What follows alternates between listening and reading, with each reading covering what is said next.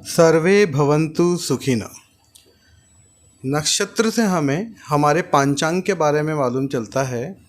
चंद्रमा जिस समय हम लोग जब पैदा होते हैं और चंद्रमा जिस नक्षत्र के चरण में विचरण कर रहे होते हैं, तो उस नक्षत्र से संबंधित जो जानकारी होती है वो हमें हमारे लग्न में प्राप्त होती है, हमारे जन्म पांचांग में वो प्राप्त होती है।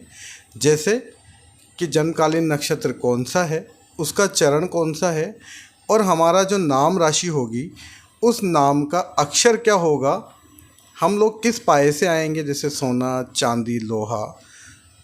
वर्ण क्या होगा, क्षत्रिय, ब्राह्मण, शूद्र।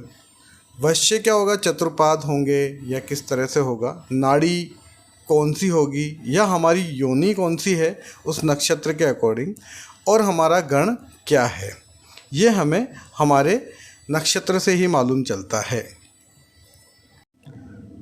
और हमारा जो नक्षत्र का कौन सा उसका पेड़ होगा और नक्षत्र के देवता कौन होंगे, यदि हमें हमारे किसी भी बुरे समय में अगर हम हमारे नक्षत्र देव की पूजा करें, उनकी आराधना करें, या नक्षत्र के द्वारा बताए हुए पेड़ का हम लोग पालन करें, उसको पानी दें, उसको सहेजें, तो हमारी कुछ परेशानियां कम हो सकती हैं।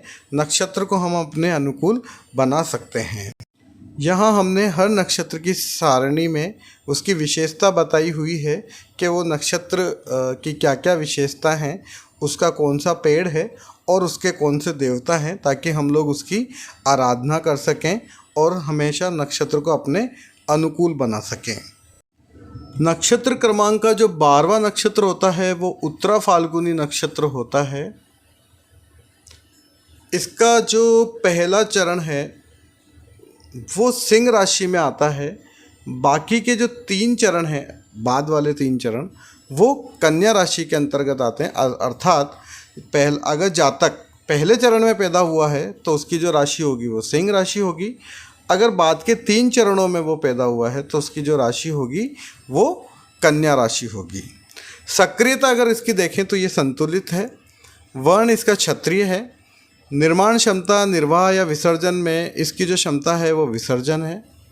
दिशा इसकी नीचे की तरफ है। लिंग स्त्रीलिंग है। नाड़ी जो है वो है वात। 3 तरह की नाड़ी होती है, पित्त, वात और कफ। तो उत्तरा फाल्गुनी का जो नाड़ी है वो वात है। स्वभाव इसका ध्रुव है, स्थिर है। गुण इसका राजसिक है, राजाओं जैसा। योनि गाय की योनि है। वग मनुष्य का है। तत्व अग्नि है, अग्नि तत्व का ये होता है। दशा के स्वामी है सूर्य देव। अगर चंद्रमा विचरण अगर उत्तरा फाल्गुनी में कर रहे हैं तो इसकी जो दशा के स्वामी होंगे वो होंगे सूर्य, जो कि 6 साल तक सूर्य की दशा रहेगी। चिन्ह जो है उत्तरा फाल्गुनी का वो है झूला, जैसे झूला होता है वैसे। देवता है इसके आर्यमान, आदित्यों में से एक हैं आर्यमान। तो हमें अपना समय अनुकूल बनाने के लिए, बुरे समय से बचने के लिए नक्षत्र स्वामी की, नक्षत्र जो देवता हैं उनकी पूजा करनी चाहिए। उत्तरा फाल्गुनी के जो देवता हैं वो है आर्यमान। और नक्षत्र वृक्ष जरूर लगाना चाहिए। इनके नक्षत्र वृक्ष हैं रुद्राक्ष, तो रुद्राक्ष का पेड़ लगाएं, उसकी सेवा करें, ताकि हम अपने जो समय है उसको अनुकूल बना सकें। जो पाया है वो चांदी का पाया है। चांदी का पाया शुभ होता है।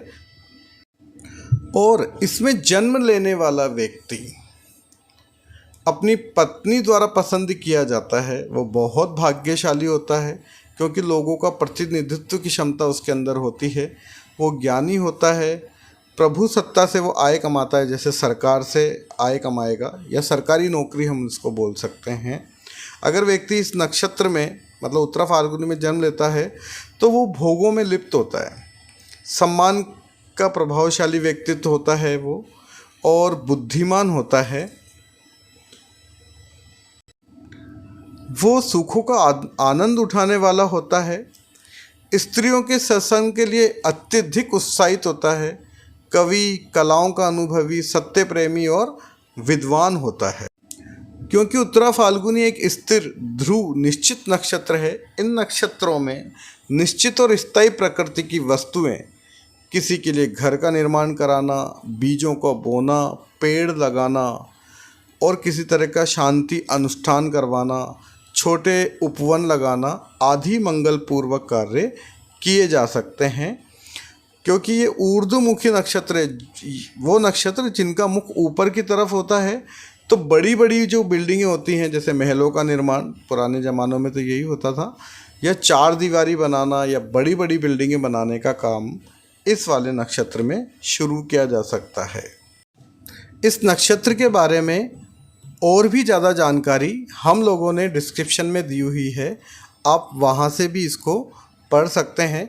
अगर आपको कोई समस्या है, किसी भी तरह की जन्म कुंडली आपको दिखानी हो, तो आप उसका विचार हमसे प्रकट कर सकते हैं। हमने हमारा नीचे ईमेल आईडी लिख रखा है, आप उस पर हम अपनी जो डिटेल है, जन्म, पैदा होने का समय, आपकी जो लोकेशन है, आप कहाँ पैदा हुए हैं, किस तारीख को आप पैदा हुए हैं, रात और दिन अवश्य लिखें, ताकि हम लोग उस पर अच्छे से विचार करके आपकी समस्याओं का जितना हो सकेगा समाधान करेंगे।